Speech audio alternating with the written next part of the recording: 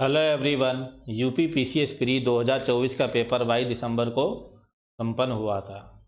इसमें जो सीसेट का पेपर है उसमें मैथ्स के जो भी क्वेश्चन हैं उनका आज हम डिटेल सॉल्यूशन करेंगे। मैथ्स का जो लेवल रहा वो अपेक्षाकृत आसान ही था। एक आध क्वेश्चन ही ऐसा था जो अच्छा कहा जा सकता है, जो परेशान कर सकता है, अदरवाइज आसान ही पेपर था। ये जो सॉल्यूशन मैं करवाऊंगा वो अदर स्टेट के सीसेट के लिए भी इम्पोर्टेंट होगा और अदर वनडे एग्जाम्स के लिए भी इम्पोर्टेंट होगा। तो चलिए स्टार्ट करते हैं।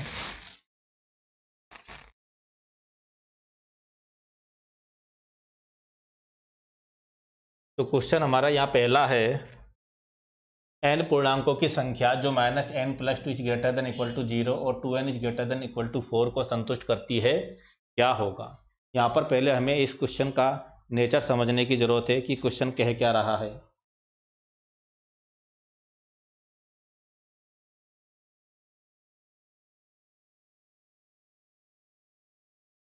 जो को संतुष्ट करती है क्या है। यहाँ पर देखिए, यहाँ पर हमसे क्वेश्चन में ये पूछा गया है कि n के ऐसे कितने मान संभव है, n के ऐसे कितने मान संभव है जो इन दोनों कंडीशन को एक साथ सेटिस्फाई करती है। ठीक है, ना कि हमसे ये पूछा गया कि n का वैल्यू क्या है, n का मान क्या है। ठीक, तो देखते हैं। यहाँ पर हम पहली कंडीशन लेते हैं, -n+2 is greater than equal to 0। तो -n is greater than equal to -2, दोनों तरफ माइनस से मल्टीप्लाई करेंगे तो जो ग्रेटर देन इक्वल टू का साइन है वो लेस देन इक्वल टू में चेंज हो जाएगा और ये 2। तो यहाँ पर हमें मिला n की वैल्यू जो है वो या तो 2 से छोटी है या 2 के बराबर है। दूसरी कंडीशन लेते हैं, 2n is greater than equal to 4 या n is greater than equal to 2। तो यहाँ से हमें मिला n का मान या तो 2 से बड़ा या 2 से छोटा है। अब यदि n का मान 2 से छोटा है तो वो इस कंडीशन को सेटिस्फाई नहीं करेगा, और यदि n का मान 2 से बड़ा है तो इसको सेटिस्फाई नहीं करेगा। इसका मतलब ये हुआ कि n का मान ना तो 2 से छोटा हो सकता है ना ही 2 से बड़ा हो सकता है। तो अब n का मान क्या होगा, n का मान केवल और केवल एक ही बचता है। देखिए यहाँ पर n बराबर 2 है और n बराबर 2, दोनों ही जगह n बराबर 2 हमें मिल रहा है, तो n बराबर 2 ये n का मान हुआ। लेकिन हमसे क्वेश्चन में n का वैल्यू नहीं पूछा गया, हमसे यह पूछा गया है कि n के ऐसे कितने मान संभव है। तो n ऐसा केवल और केवल एक ही मान संभव है, इसलिए हमारा आंसर हुआ यहाँ पे A1। n का केवल और केवल एक ही मान संभव है, यही हमारा आंसर होगा, दो बिल्कुल भी नहीं होगा।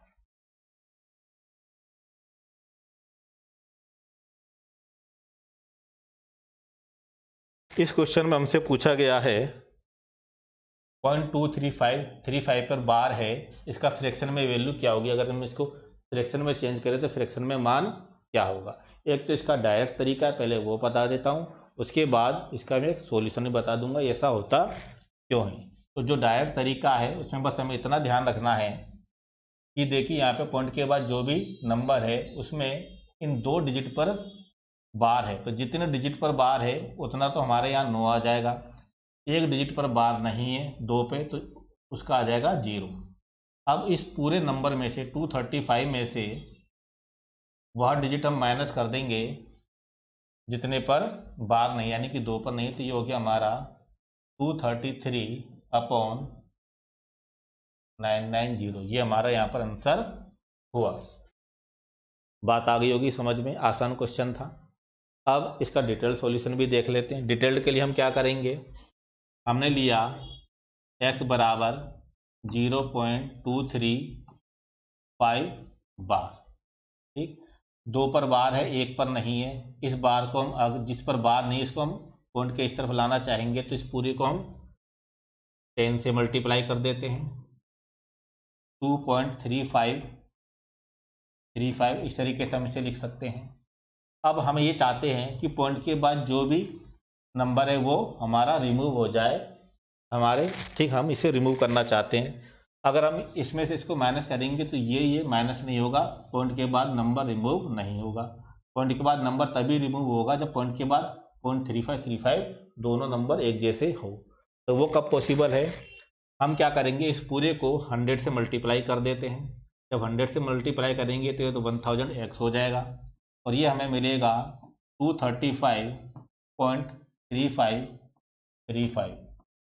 अब अगर हम इसमें से इसको माइनस करेंगे तो ये हमें मिलेगा 990x और ये हमें मिलेगा 235 माइनस 233, ये माइनस हो जाएगा। तो x की जो वैल्यू हमें मिली वो मिली 233/990। तो राइट आंसर हमारा यहाँ पर हुआ ए, ऑप्शन ए। उम्मीद करता हूँ समझ में आया होगा। अब नेक्स्ट क्वेश्चन देखते हैं।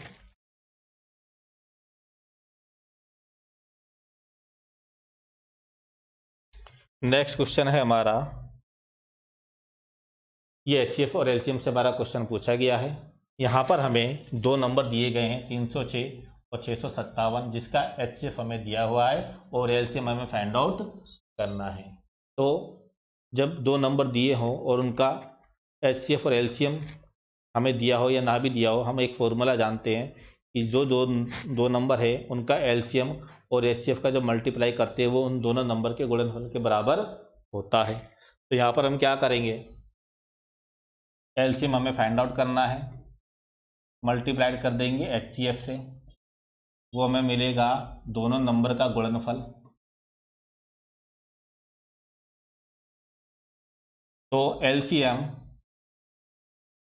बराबर होगा 306 इंटू 657/9। 9 से कट गया, 9 सत्ते 63, 9 तिया 27। अब देखिए क्या मिलेगा, 3 6 18, ठीक, 3 6 18 हमें मिल रहा है। तो यूनिट डिजिट 8 8 8, तीनों में तो यूनिट डिजिट से तो हमारा काम नहीं चलेगा। अब हम ये देख सकते हैं लास्ट की दो डिजिट भी हम चेक कर सकते हैं बजाय पूरा मल्टीप्लाई करने के। तो लास्ट की दो डिजिट चेक करने का एक तरीका जो होता है मैं बताता हूँ जब नंबर सिस्टम पढ़ाता हूँ। अभी उसी के जैसा एक दूसरा तरीका हम देख लेते हैं वो कैसे होगा। हमें केवल लास्ट की दो डिजिट पता करनी है क्योंकि दो डिजिट तीनों ही अलग अलग है। तो 306 को जब मल्टीप्लाई करेंगे हम 73 से, तो 3 6 18, 1 7 6 42, 8 और 3, केवल इसी में लास्ट की दो डिजिट 3 8 है। तो यही हमारा आंसर हुआ। पूरा क्वेश्चन यानी पूरा मल्टीप्लाई करने की जरूरत नहीं है। ठीक, समझ में आएगा, आसान था, फॉर्मूला बेस्ड क्वेश्चन था, ज़्यादा इस क्वेश्चन में कुछ है नहीं।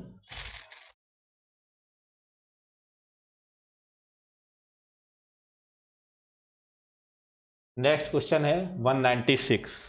मतलब ये इस टाइप के क्वेश्चन अक्सर एग्जाम में पूछ लिए जाते हैं, लैंग्वेज बेस्ड क्वेश्चन होते हैं।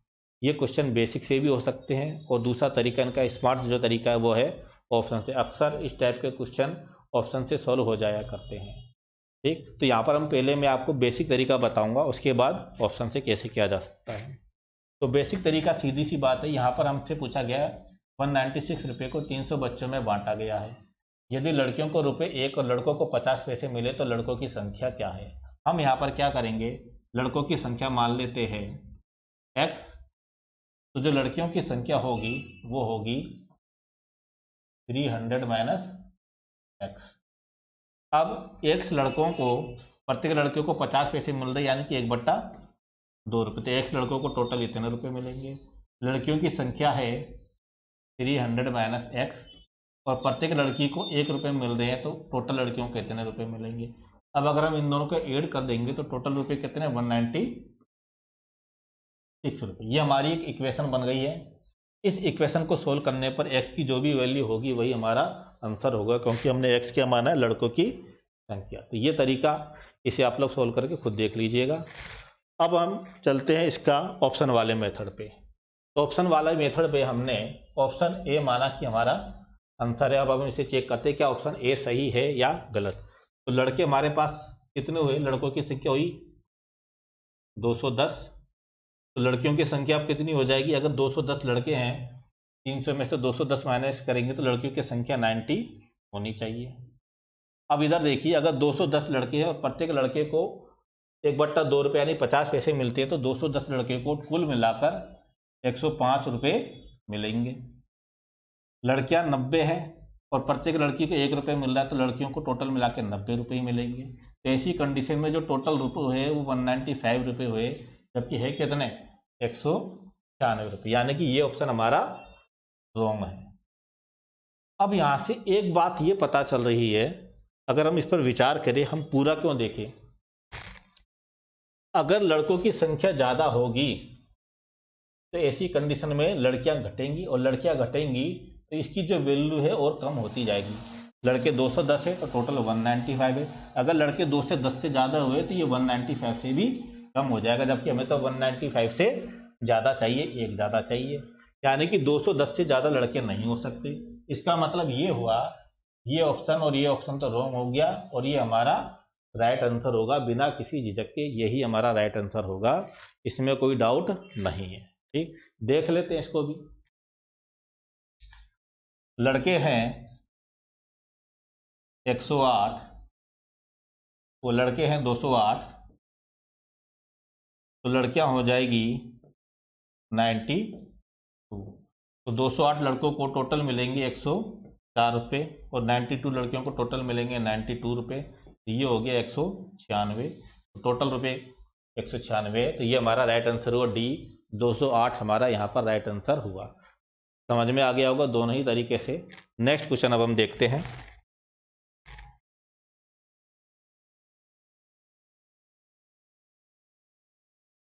किसी वर्ग की भुजाएं दुगनी कर दी जाए, किसी वर्ग की भुजाएं दुगनी कर दी जाए तो क्षेत्रफल कितना बढ़ जाएगा, ये हमारा क्वेश्चन है।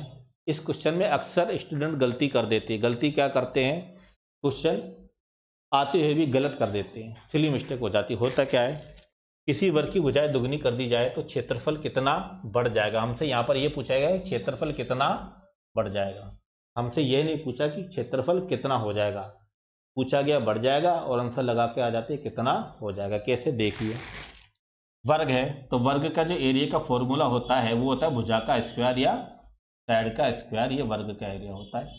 तो माना पहले साइड कितनी, साइड ही है इतनी है, तो वर्ग का जो एरिया होगा साइड का स्क्वायर। अब साइड क्या हो गई, दुगनी हो गई, जब भुजा दुगनी हो जाएगी तो वो हो जाएगा 2 इंटू साइड का स्क्वायर एरिया, ये हो जाएगा 4s। तो पहले एरिया इतना था, अब इतना हो गया, यानी कि अब एरिया 4 गुना हो गया। लेकिन हमसे ये नहीं पूछा कितना हो जाएगा, हमसे पूछा कितना बढ़ जाएगा। तो बढ़ा कितना, जो इन दोनों का डिफरेंस है 3s स्क्वायर, यानी कि 3 गुना एरिया जो बढ़ेगा वो 3 गुना बढ़ेगा। तो हमारा यहाँ जो आंसर होगा वो 3 गुना होगा। और बहुत से स्टूडेंट सिली मिस्टेक कर देते हैं, गलती से इसे कर देते हैं, जो कि हमारा यहाँ रॉन्ग आंसर है। क्लियर हुआ। नेक्स्ट क्वेश्चन अब हम देखते हैं।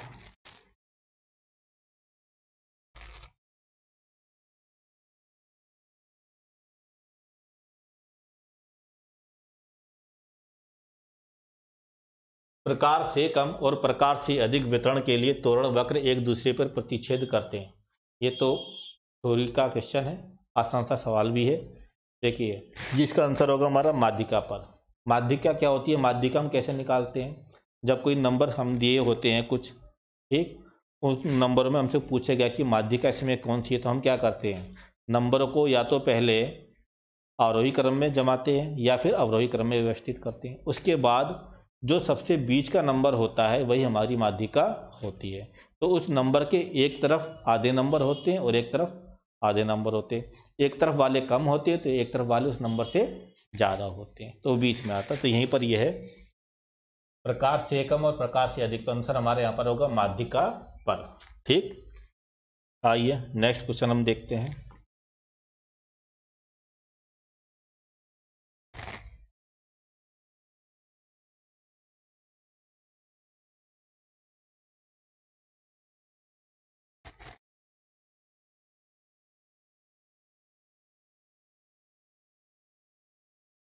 यदि किसी श्रृंखला के सभी अंकों में एक स्थिर संख्या जोड़ दी जाए तो निम्नलिखित में से किसके मान में परिवर्तन नहीं होगा। सीधी सी बात है, मानक विचलन में परिवर्तन नहीं होगा। समझाने के लिए एक एग्जांपल ले लेता हूं मैं। माना हमने 5 नंबर लिए, 3, 7, 9, 12 और 11, इनका हमें माध्य निकालना है। तो माध्य निकालने का एक तरीका तो सीधा सा है कि सभी नंबर को जोड़ो और जितने नंबर उनसे डिवाइड कर दिया। एक तरीका क्या होता है कि हम किसी भी एक नंबर को माध्य मान लेते हैं। माना हमने 9 को माना अब 9 से इनका विचलन निकालते क्या है, तो 3 9 से कितना कम है, -6, 7 कितना कम है, -2, 9 -9 0, 12 9 से 3 बड़ा है और 11 9 से 2 बड़ा है। ये 9 से इन सभी नंबर का क्या है, विचलन है।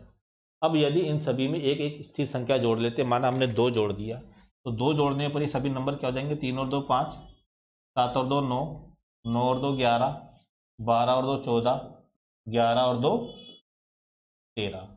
अब अगर 11 है तो 11 से इन सभी का जब विचलन निकालेंगे तो वही आएगा 11, 5 -11 6, 9 -11 -2 0 +3 एंड प्लस। तो हमने क्या देखा, यहाँ विचलन में कोई परिवर्तन नहीं हुआ। ठीक, तो आंसर हमारा यहाँ पर होगा मानक विचलन।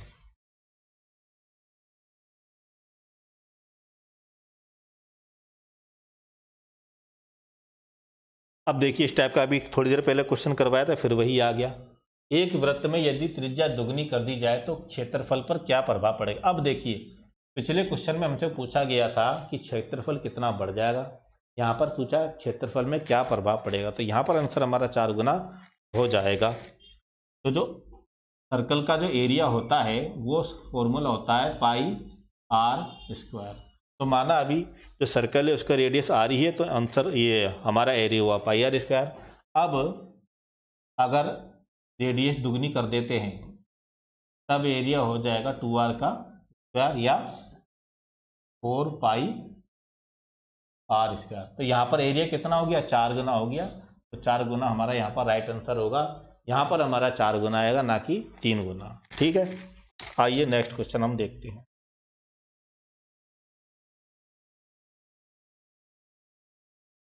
जिस प्रकार 13 संबंधित है 2190 से, उसी प्रकार 14 संबंधित है।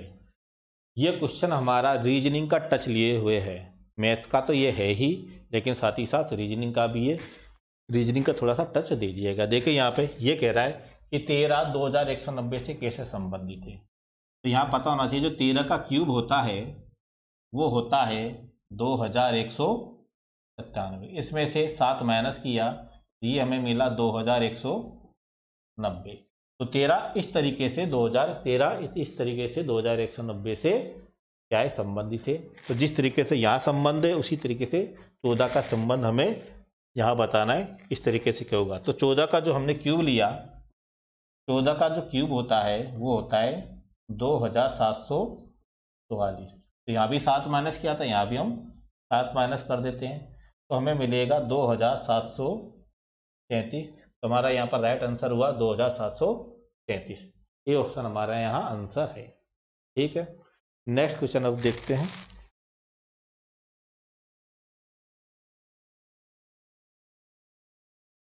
निम्नलिखित बहुपदों में से किसी गुणनखंड x-4 और 2x - 1 है। तो यहाँ पर ये जो x-4 और 2x - 1 इनमें से किसी एक के क्या है, गुणनखंड है। अब अगर ये गुणनखंड है तो इसका मतलब ये हुआ कि इनसे जब हम इनमें से किसी एक को डिवाइड करेंगे, दोनों को, तो हमारा जो रिमाइंडर होगा वह 0 आना चाहिए। तो एक तरीका तो ये है पूरा पूरा डिवाइड करें इनको सभी को, कि इसको पहले हमने x-4 से डिवाइड किया, अगर 0 नहीं आ रहा था फिर नेक्स्ट देखा, इसमें तो बहुत टाइम लग जाएगा, आधा टाइम तो हमारा आपका इसी में चला जाएगा। तो दूसरा तरीका क्या है, रिमाइंडर थ्योरम लगाए। रिमाइंडर थ्योरम हमारी क्या कहती है, रिमाइंडर थ्योरम हमारी ये कहती है कि यदि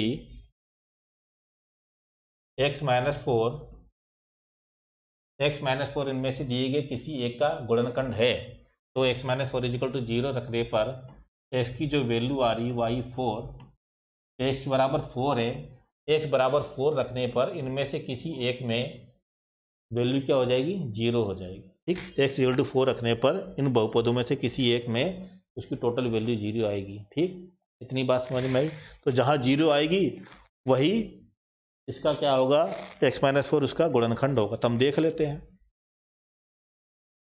पहला हमने देखा, पहला हम देखते हैं। तो x बराबर 4 रखा, तो 4 चौक 16, 16 चौक 64, 64 दूना 128 माइनस 4 चौक 16, 16 सत्ते 112 प्लस 5 चौक 20 और -4। तो यहाँ पर जो हमें मिल रहा है ओवरऑल देखिए ये है 128 + 20 और ये -112 और ये मात्र -124 हो रहा है, जबकि ये हमारा हो रहा है 148 प्लस वाला। तो यहाँ पर वैल्यू हमारी 0 नहीं आ रही। अब एक बात गौर करने की यहाँ पे ये है, अगर ये जो 20 है यानी कि ये प्लस में है और ये माइनस में है, अगर ये माइनस हो जाए और ये प्लस हो जाए तब हमारा आंसर हो जाएगा, ये हमारा यहाँ पर आंसर होगा। क्यों? देखिए, अब अगर वो माइनस है तो ये हमारा हो जाएगा -128 -112 -20 और वो प्लस है तो ये हो गया प्लस, तो ये हमें मिलेगा 132 -132 = ये। तो ये हमारा यहाँ पर आंसर हो सकता है। अभी पूरा नहीं हो सकता कि दो ऐसे ऑप्शन हो जहां पर x-4 गुणनखंड हो। क्यों? क्योंकि यहाँ पर हमें ये भी तो चेक करना है अभी। तो क्या ऐसा कोई ऑप्शन और हो सकता है जिसका गुणनखंड x-4 हो? तो यहाँ पर देखिए सब यही है, ये प्लस और ये भी प्लस, केवल यही माइनस में है तो ये ओवरऑल प्लस पे ही रहेगा, हो नहीं सकता। ये तो सारे ही प्लस है तो ये भी नहीं हो सकता। केवल एक ही ऐसा ऑप्शन सी है जिसका गुणनखंड x-4 है, इसके अलावा किसी और का नहीं। तो इसका तो चेक करने की हमें जरूरत ही नहीं, आंसर हमारा यहाँ पर हुआ सी ऑप्शन। समझ में आ गया होगा। नेक्स्ट क्वेश्चन हम देखते हैं।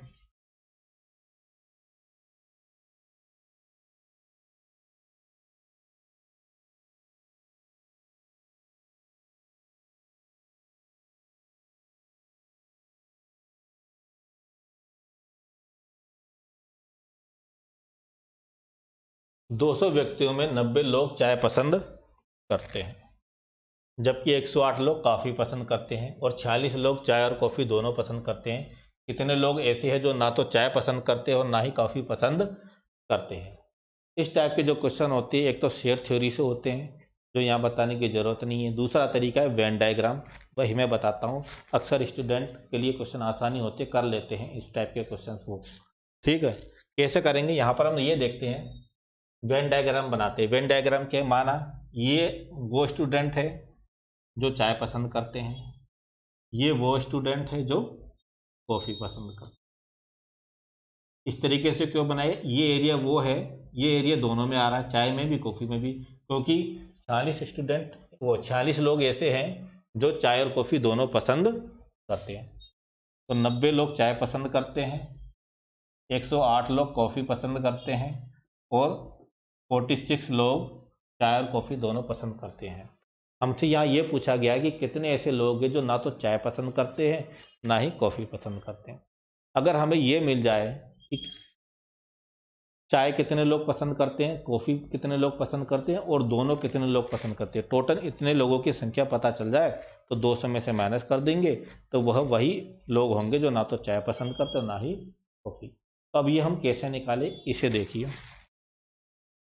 90 लोग तो यहाँ पे चाय पसंद करते हैं, 108 लोग कॉफ़ी पसंद करते हैं।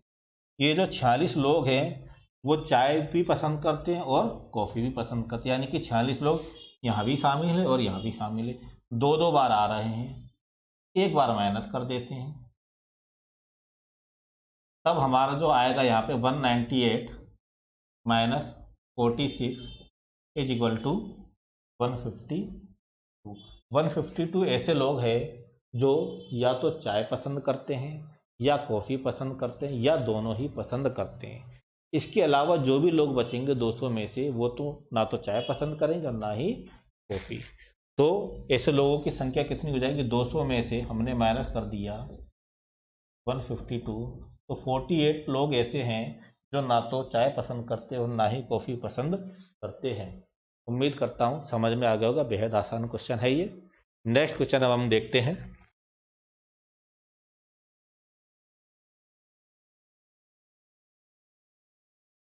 सूर्या 45 कलम बेचकर 5 कलमों के विक्रय मूल्य के बराबर हानि उठाता है, उससे कुल कितने प्रतिशत की हानि हुई?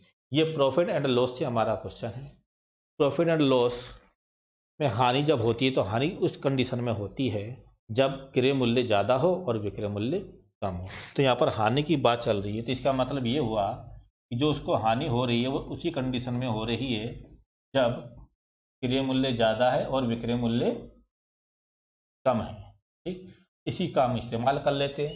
उसको हानि कितनी हो रही है, 5 कलमों के विक्रय मूल्य के बराबर हानि हो रही है। तो 5 जो हानि है वो 5 इंटू सेलिंग प्राइस, 5 कलमों का विक्रय मूल्य, ये है 45 CP। 45 कलम बेची गई है तो 45 कलमें खरीदी भी गई होंगी, माइनस ये 45 कलमों का विक्रय मूल्य। सेलिंग प्राइस हम एक तरफ ले लेते हैं, तो 50 selling price is equal to 45 CP।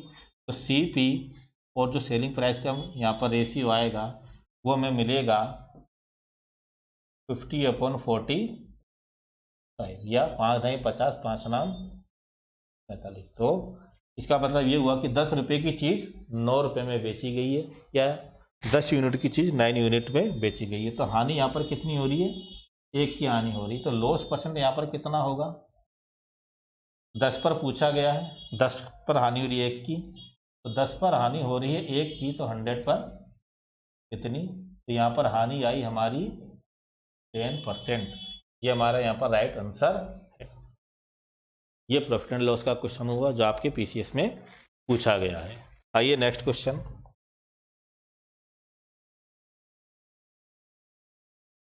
दस % वार्षिक ब्याज की दर से, ये अगला क्वेश्चन जो हमारा है वो है SI और CI से। 10% वार्षिक ब्याज की दर से 2 वर्ष में किसी धनराशि के चक्रवृद्धि ब्याज और साधारण ब्याज में अंतर ₹12 है, तो वह धनराशि ज्ञात कीजिए। ये हमारा नेक्स्ट क्वेश्चन है CI SI से। एक बात आप ध्यान रखिएगा कि जब भी 2 वर्ष की बात हो, ठीक, और 2 वर्षों में जो है ब्याज की दर फिक्स है, वो 10% है, यानी कि फिक्स है, मान लो जैसे 1% है। जब भी 2 वर्ष की बात हो और साधारण ब्याज और चक्रवृद्धि ब्याज के बीच का अंतर पूछा गया हो, तो उसके लिए सीधा से एक फॉर्मूला है, वो आप अप्लाई कर सकते हैं। जैसे कि माना 2 वर्ष के लिए साधारण ब्याज और चक्रवृद्धि ब्याज के लिए जो ब्याज की दर है वो X% है, तो जो दोनों का अंतर होगा, यानी कि CI माइनस SI का जो अंतर होगा वो होगा x²/100। डायरेक्ट इस फॉर्मूले का आप इस्तेमाल कर सकते हैं, और जरूरी नहीं कि इसको याद रखा जाए, कॉन्सेप्ट हमें पता होना चाहिए ऐसा क्यों होता है। सीधी सी बात है। देखिए इधर ऐसा आया कैसे, वही हमने लिया R बराबर X% है, तो जो 2 साल में SI होगा वो होगा X% प्लस X%। हम जानते हैं कि साधारण ब्याज केवल और केवल मूलधन पर ही मिलता है, ठीक है।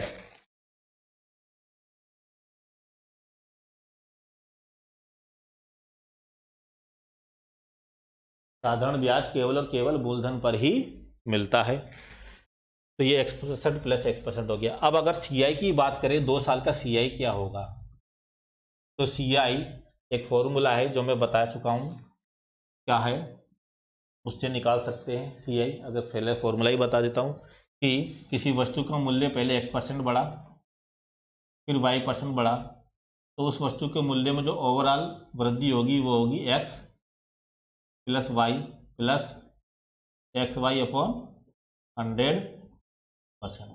तो 2 साल के लिए CI इसी फॉर्मूले से हम निकाल सकते हैं। यहाँ पर हम Y की जगह क्या ले लेंगे, X, क्यों, क्योंकि दोनों बार X% की वृद्धि हो रही है। तो जो CI आएगा वो हमारा आएगा X% प्लस X²/100, ठीक, ये हमारा आएगा। तो CI माइनस SI जो हमें मिला वो हमें मिलेगा X²/100%। यहाँ पर X की वैल्यू क्या है, 10% दर हमें दी हुई है। X बराबर 10 रखेंगे, 10²/100%, और वो हमें कितना दिया हुआ है, अंतर 12 रुपये दिया हुआ है, 12 रुपये ले लिया। तो 1% की जो वैल्यू हमें मिलेगी वो मिलेगी 12 रुपये, यानी कि जो भी मूलधन है, धनराशि है, उसका 1% 12 रुपये है। तो मूलधन हमें निकालना है, और मूलधन अपने आप में 100% होता है। तो 100% जो हमें मिलेगा वो मिलेगा 1200 रुपये। तो राइट आंसर हमारा यहाँ पर हुआ A, ये हमारा यहाँ पर आंसर हुआ, ठीक है। नेक्स्ट क्वेश्चन हम देखते हैं अब।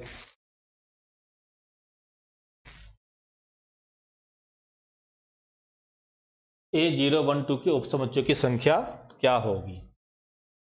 यहाँ पर एक पहले तो सीधा सा फॉर्मूला है वो बता देता हूँ। जब कभी इस तरीके से उपसमुच्चय पूछा जाए तो किस फॉर्मूले से निकालना है। जैसे कि अगर कोई सेट हमें दिया हुआ है, कोई सेट है, उस सेट में जितने भी एलिमेंट्स है उसके उपसमुच्चय की जो संख्या निकालने का फॉर्मूला होता है वो 2 की पावर n। यहाँ पर n बराबर है number of elements, number of elements यानी कि टोटल। जैसे कि इस सेट में टोटल एलिमेंट कितने 0 1 2 3 एलिमेंट है, तो n बराबर हम यहाँ 3 रखेंगे तो यहाँ उपसमुच्चय की संख्या में मिलेगी 8, यानी कि ये हमारा राइट आंसर हुआ 8। अब इतना सा और जाने कि उपसमुच्चय होते क्या है। देखिए किसी भी सेट का उपसमुच्चय वह खुद सेट भी होता है, यानी कि किसी भी सेट के उपसमुच्चय में खुद सेट भी एक उपसमुच्चय होता है और एक खाली सेट भी उपसमुच्चय होता है। इसके अलावा उस सेट के कुछ अवयव को लेकर भी उपसमुच्चय बनाया जा सकता है, कोई एक अवयव भी उपसमुच्चय में आएगा। ठीक, यानी कि खाली सेट भी उपसमुच्चय होता है, वह सेट अपने आप का एक उपसमुच्चय होता है। इसके अलावा उस सेट में जितने भी एलिमेंट है उनमें किसी एक को या कुछ को एक साथ लेकर उपसमुच्चय बनाए जा सकते हैं। इतनी बात समझ आई। अब देखिए यहाँ पर टोटल उपसमुच्चय हमारे कितने होंगे। पहले तो खाली, खाली का मतलब एक उपसमुच्चय हमारा ये हुआ। दूसरा खुद ये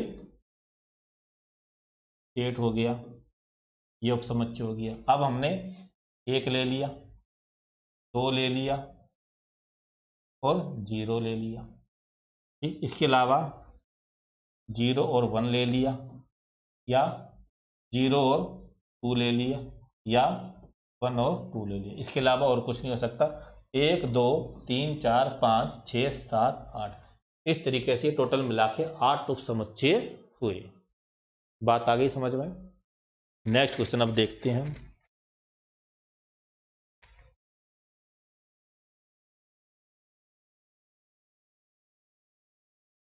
एक संख्या को 53 से विभाजित करने पर भागफल 34 तथा शेषफल 21 प्राप्त होता है, तो वह संख्या क्या है। बड़ा ही आसान सा क्वेश्चन है, बिल्कुल बेसिक सा डिविजन डिविडेंड वाला क्वेश्चन है। भाज्य बराबर भाजक इंटू भागफल प्लस शेषफल, उससे एक क्वेश्चन हो जाएगा आसान से। इसमें ऐसा कुछ बताने लायक है भी नहीं। यहाँ पर देखिए हमसे भाज्य पूछा गया है, ठीक, यानी कि डिविडेंड या भाज्य हमसे पूछा गया, तो डिविडेंड बराबर होता है भाजक, भाजक हमारा कितना है 53 से भाग दिया गया है। भागफल कितना है 34 प्लस रिमाइंडर यानी कि शेषफल है 21। इसमें कुछ है नहीं, कैलकुलेशन है, सोल्व आप लोग कर लीजिएगा। ठीक, 4 3 12 2 और 1 3, ठीक, 1823 यहाँ पर आंसर आएगा। सोल्व कर लेना, आंसर आप लोगों को यहाँ पे मिल जाएगा। ठीक, नेक्स्ट क्वेश्चन अब हम देखते हैं।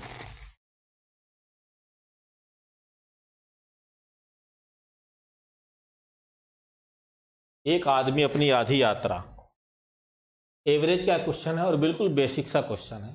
ठीक है, और एक आदमी अपनी आधी यात्रा 6 किलोमीटर प्रति घंटा की चाल से और शेष आधी यात्रा 3 किलोमीटर प्रति घंटा की चाल से तय करता है, तो उसकी औसत गति क्या है। देखिए यहाँ पर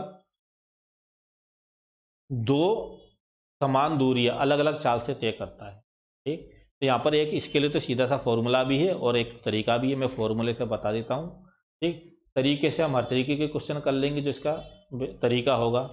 यहाँ पर हम इसको फॉर्मूले से करें, क्योंकि जरूरी नहीं कि 2 ही समान दूरियां हों, हो सकता है कि 3 समान दूरियां हों, 6 समान दूरियां अलग अलग चाल से तय करें, तब कैसे करेंगे, तो इसके अलग अलग तरीके हैं। अभी फिलहाल ये है, इसका मैं फॉर्मूले से आपको बता देता हूँ। यहाँ पर देखिए यदि 2 समान दूरियां अलग अलग चाल से तय करता है, माना कि एक समान दूरी x किलोमीटर प्रति घंटे की चाल से तय कर रहा है और दूसरी समान दूरी y किलोमीटर प्रति घंटे की चाल से तय कर रहा है, तो ऐसी कंडीशन में उनका जो औसत चाल निकालने का फॉर्मूला होता है वो होता है 2xy upon x plus y. 2xy upon x plus y, ये इनकी औसत चाल निकालने का फॉर्मूला है। फॉर्मूले में वैल्यू रख देते हैं, 2 इंटू 6 किलोमीटर प्रति घंटे की चाल से 3 किलोमीटर प्रति घंटे की चाल से 2xy और 6 और 3 9, ये हो गया 9, 3 3 9, 3 दूना 6, आंसर हमारा यहाँ आया 4 किलोमीटर प्रति घंटा। बेहद बेसिक सा क्वेश्चन है, इस क्वेश्चन में कुछ दम नहीं था, आसान सा क्वेश्चन है। ठीक है, नेक्स्ट क्वेश्चन देखते हैं।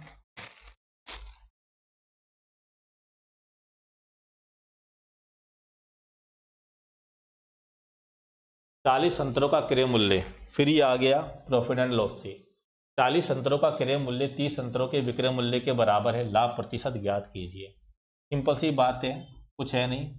40 संतरों का क्रय मूल्य वो बराबर है 30 संतरों के विक्रय मूल्य के बराबर। तो CP अपॉन सेलिंग प्राइस हमें मिला 30/40 या 3/4।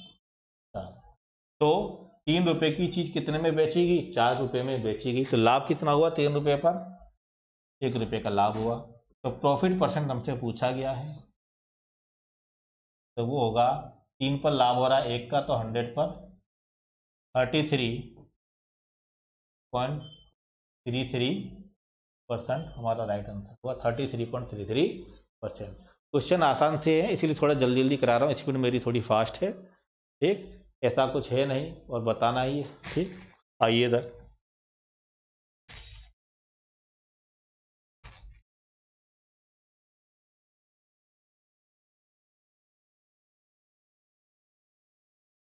ये क्वेश्चन थोड़ा अच्छा है, इसको समझ लेते हैं एक बार अच्छे से।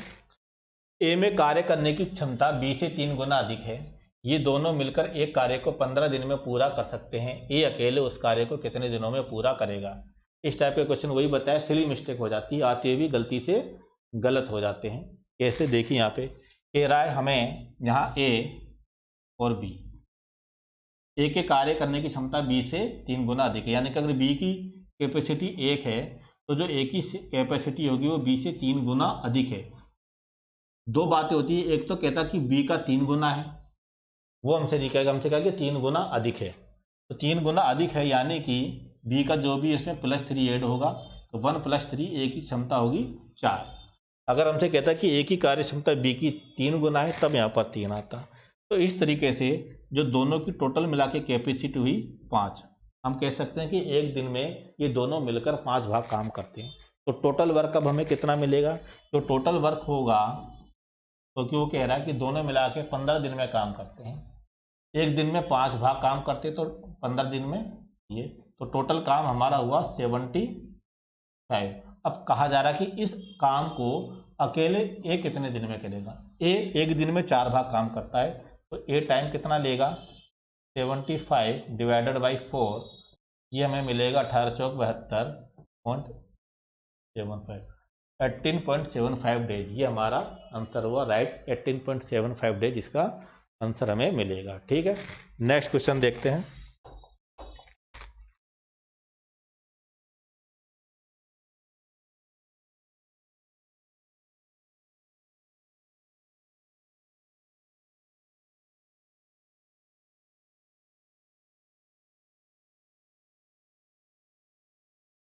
व्यंजक x + y का होल क्यूब + x - y का होल क्यूब का गुणनखंड है। ये एलजेब्रा से हमारा क्वेश्चन है। क्वेश्चन ये भी आसान है, बस यहाँ पर जो आवश्यकता है, रिक्वायरमेंट है इस बात की है कि हमें a + b के होल क्यूब का फॉर्मूला पता हो, a + b का होल क्यूब और a - b का होल क्यूब। तो ये क्वेश्चन आसानी से हो जाएगा। और अगर किसी को ये नहीं भी पता है और a + b का होल स्क्वायर का फॉर्मूला जानता है, तो भी वो क्वेश्चन कर लेगा। हालांकि a + b का होल क्यूब पता होना ही चाहिए, नहीं भी पता है तो कैसे करेंगे? a + b का होल स्क्वायर का फॉर्मूला तो सभी स्टूडेंट जानते हैं, और अगर कोई ये भी नहीं जानता तो फिर उनके बारे में मैं कुछ नहीं कह सकता। आइए इधर, a + b का होल क्यूब है, a + b का होल क्यूब, इसको हम ऐसे लिख सकते हैं a + b का होल स्क्वायर इंटू a+, ये फॉर्मूला हम जानते ही हैं, a² + b² + 2ab, और ये a+, इनको मल्टीप्लाई करेंगे तो a + b का होल क्यूब हमें मिल जाएगा। इस तरीके से है ये तरीका, अगर किसी को a + b का होल क्यूब नहीं पता है। हम चलते हैं अपने तरीके से। x + y का होल क्यूब + x - y का होल क्यूब का गुणनखंड हमें यहाँ निकालना है। तो एक्स प्लस वाई का होल क्यूब हमें यहाँ मिलेगा एक्स प्लस वाई का होल क्यूब, ये होता है x cube plus y cube plus 3xy into x plus y. इसको हम ऐसे भी लिख सकते हैं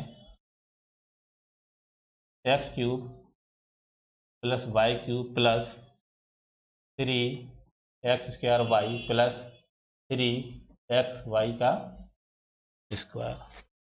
अब x माइनस वाई का होल क्यूब, ये हमें मिलेगा x cube minus y cube minus 3xy into x minus y. तो इसको हम लिख सकते हैं x cube minus y cube minus 3x² y plus 3xy²।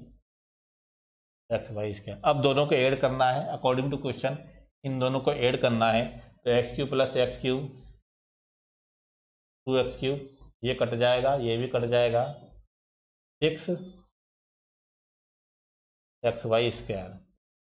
2x दोनों में कॉमन आ रहा है, 2x, हाँ 2x आ रहा है कॉमन, ठीक। ये मिला x² प्लस 3y²। तो ये हमारा यहाँ पर आंसर हुआ, right answer 2x into x² plus 3y²। ये हमारा आंसर हुआ यहाँ पे। थोड़ा सा बस क्वेश्चन लेंदी हो गया करने में, बाकी क्वेश्चन बेहद आसान है, प्लस ये फॉर्मूले में पता होने चाहिए बस।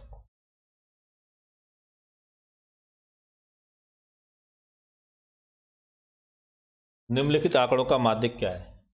तो अभी थोड़ी देर पहले मैंने माध्यिका के बारे में बताया था, तो वही अब हम इसे देख लेते हैं। माध्यिका निकालने के लिए इन्हें हम क्या करेंगे, आरोही अवरोही क्रम में व्यवस्थित करेंगे। तो आरोही क्रम में जब हम इन्हें व्यवस्थित करेंगे तो हमें मिलेगा 3। ठीक है, क्वेश्चन क्या है, निम्नलिखित आंकड़ों का माध्यक 11 है, तो के का मान ज्ञात कीजिए। के का मान हमें फाइंड आउट करना है, तो आरोही क्रम में हम इन्हें लिख लेते हैं 3 6 7 3 6 7 9 10 k प्लस 6 15 20 और 21। 1 2 3 4 5 6 7 8 9, टोटल मिला के 9 नंबर है। तो 9 में जो सबसे बीच में टर्म आएगा वही हमारी माध्यिका होगी। ऐसी कंडीशन में जो 5वां नंबर है, 5वें पर 10th आ रहा है, ये हमारी माध्यिका होगी। क्वेश्चन में हमें दिया हुआ है 11 माध्यिका है, इसका मतलब ये हमारा आंसर क्या है, ये हमारा क्वेश्चन ही रॉन्ग है, ये पॉसिबल ही नहीं है। माध्यिका तो जस्ट बीच वाली टर्म ही होगी, इसके अनुसार हमारा 10 होगा। आइए नेक्स्ट क्वेश्चन।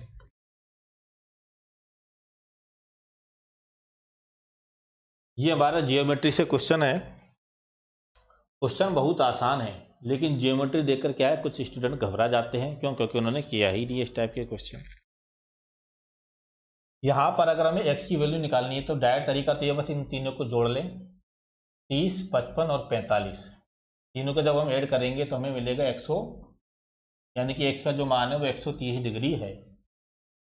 ये तो कोई देखते ही इसका आंसर बता देगा, लेकिन अब हुआ कैसे वो मैं बताता हूँ। यहाँ पर देखिए, ये क्वाड्रिलेटरल है, क्वाड्रिलेटरल यानी कि चतुर्भुज है, 1 2 3 4। हम जानते हैं कि चतुर्भुज के जो चारों एंगल है, किसी भी क्वाड्रिलेटरल के चारों एंगल का जो सम होता है वो 360 डिग्री होता है। तो ये जो एंगल होगा वो हमें कितना मिलेगा, वो हमें मिलेगा 360, इन तीनों का सम कितना, 130। ये हमें मिल गया 230 डिग्री, यानी कि ये जो एंगल है हमें 230 डिग्री मिलेगा। अब ये पॉइंट है, इस पॉइंट के चारों ओर ये एंगल है, किसी भी पॉइंट के चारों ओर जो एंगल होता है वो 360 डिग्री का होता है। इस 360 में से अगर हम ये 230 डिग्री माइनस कर देंगे तो हमें ये एंगल x मिल जाएगा। जब 230 माइनस किया तो ये हमें मिल गया 130 डिग्री। x का जो मान हमें यहाँ मिल रहा है वो 130 डिग्री मिल रहा है। इस क्वेश्चन को सोल्व करने को और भी कई तरीके हैं, इस तरीके से भी कर सकते हैं हम, वो आप लोग देख लीजिएगा, जो जानते होंगे वो कर लेंगे। हमने इसको क्या करा, आगे बढ़ा दिया, ये एक ट्रायंगल बन गया। ये ट्रायंगल बना तो ये जो बाह्य एंगल है वो आंतरिक एंगल के योग के बराबर होता है। तो ये जो एंगल हमें मिलेगा वो हमें मिलेगा 55 + 30 85 डिग्री मिलेगा। अब ये एक ट्रायंगल हो गया। इस ट्रायंगल के लिए x तो बाह्य एंगल है और ये आंतरिक एंगल है। तो x की जो वैल्यू होगी वो इन दोनों के सम के बराबर होगी। तो 85 डिग्री + 45 डिग्री कितना आ जाएगा? 130 डिग्री। ये हमारा आंसर हुआ। ठीक, ये हमारा क्वेश्चन हुआ, ज्योमेट्री से था ये क्वेश्चन। नेक्स्ट क्वेश्चन अब हम देखते हैं।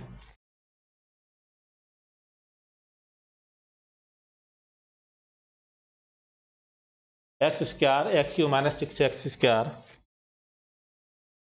अभी देखिए थोड़ी देर पहले इस टाइप का क्वेश्चन आया था कि -3/2 x+1 से भाग देने पर शेषफल है। या तो हम सीधे सीधे ये करें, इससे इसको डिवाइड करें, जो बचेगा वो हमारा शेषफल आ जाएगा। दूसरा क्या, हम रिमाइंडर थ्योरम लगा देंगे। रिमाइंडर थ्योरम अभी थोड़ी देर पहले ही मैंने बताई थी। क्या बताया था कि अगर रिमाइंडर थ्योरम हम कहते हैं, रिमाइंडर थ्योरम के अनुसार जिससे हम डिवाइड कर रहे हैं उसको 0 के बराबर रखेंगे और यहाँ पर x की जो वैल्यू आएगी वो हमें मिलेगी, आ गया ये -3/2x = -1, माइनस से तो माइनस कट गया, तो x जो हमें मिलेगा वो मिलेगा 2/3। x की वैल्यू हम यहाँ पर पुट कर देंगे। पुट करने पर x का इस बहुपद में हम x की वैल्यू पुट कर देंगे। पुट करने पर जो भी x की वैल्यू आएगी वही, वो जो भी इसका मान आएगा वही हमारा आंसर होगा। ठीक है, आप लोग खुद देख लीजिएगा, इसका जो भी आंसर होगा मैंने बता दिया है तरीका। आइए, थोड़ा जल्दी में हूँ, जो है क्वेश्चन बताने लायक ये हो चुका है, इसके आगे आप लोग कर सकते हैं। ठीक, आइए नेक्स्ट क्वेश्चन देखते हैं।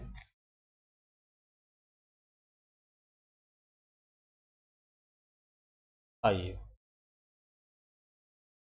मान लीजिए कि ए, बी तथा सी, इसका मान क्या है? अच्छा, a - b - a - c - c - b का मान क्या है? बहुत ही आसान सा क्वेश्चन है।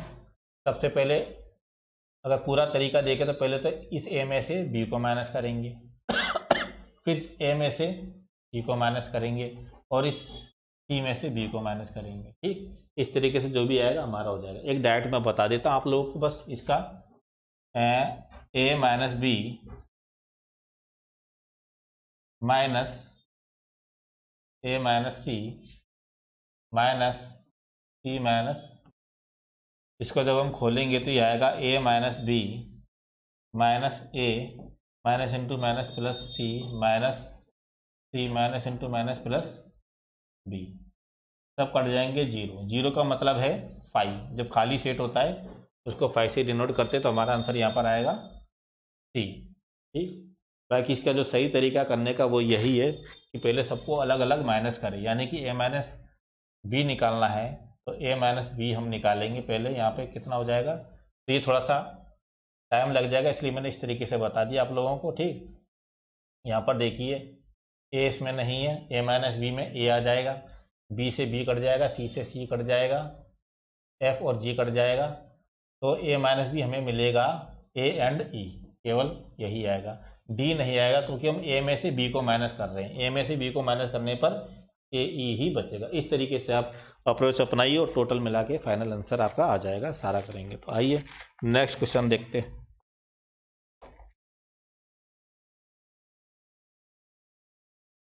तीन अंकों की सबसे बड़ी अभाज्य संख्या क्या है? इसमें तो कुछ है ही नहीं। जब भी आपको अभाज्य संख्या देखनी हो पहले तो इसका लास्ट का डिजिट देख लीजिए। अगर किसी संख्या के अंत में 1 है, 3 है, 7 है, 9 है, तो वो संख्या भाज्य हो सकती है। इसके अलावा कोई भी अगर डिजिट होगा तो वो अभाज्य संख्या नहीं होगी। तो ये तो साफ साफ दिखाई दे रहा है 8 है, 6 है, ये तो अभाज्य संख्या हो नहीं सकती। ये भी हमें साफ साफ दिखाई दे रहा है 9 से भी डिवाइड हो रहा है, 3 से भी, ये भी नहीं हो सकती। देखिए 1, 3, 7, 9 होने पर अभाज्य संख्या हो सकती नहीं है, जरूरी नहीं कि अभाज्य हो ही। जैसे कि 27 है वो अभाज्य नहीं है। ठीक, लेकिन जो भी अभाज्य संख्या होगी उसके एंड में यही आएगा। तो यहाँ तो हमें कुछ है ही नहीं, देखते ही साफ पता चल रहा है केवल और केवल 997 इसका आंसर है।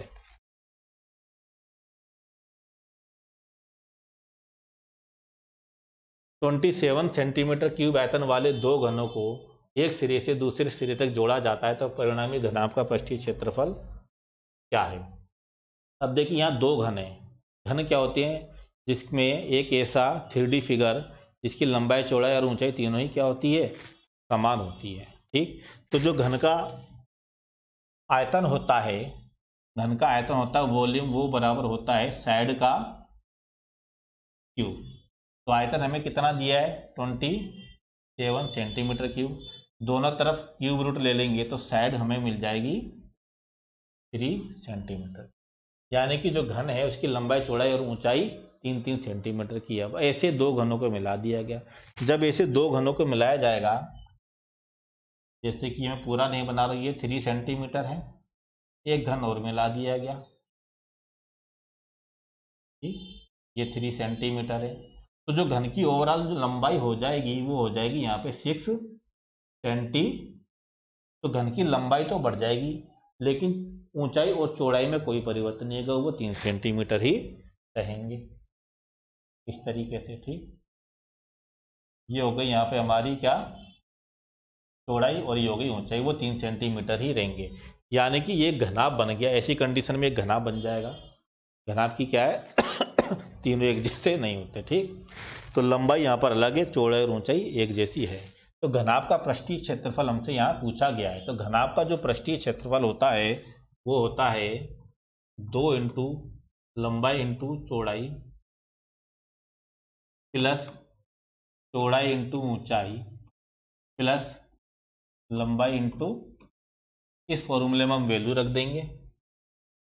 तो लंबाई हमारी है 6 into 3 plus 3 into 3 plus 6 into 3, ये हमारा आएगा 2 इंटू 6×18 प्लस 9 प्लस 18, ये हो जाएगा 2 into 18, 18 36 45 is equal to 90 centimetre square. तो आंसर यहाँ पर हमारा हुआ 90 सेंटीमीटर स्क्वायर घनाभ का पृष्ठीय क्षेत्रफल। ठीक, आसान क्वेश्चन है। आइए इधर